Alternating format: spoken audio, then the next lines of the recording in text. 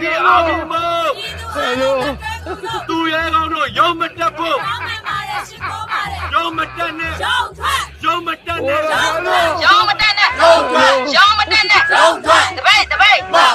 ရဲလာတော့အောင်ရမည်ကိုကြောင့်ပဲစစ်တင်ညာပြည်သူတွေကိုတတ်ဖို့လို့ပြည်သူတွေညီရလားအခုချိန်မှာတကယ်လုံးအပ်နေတာ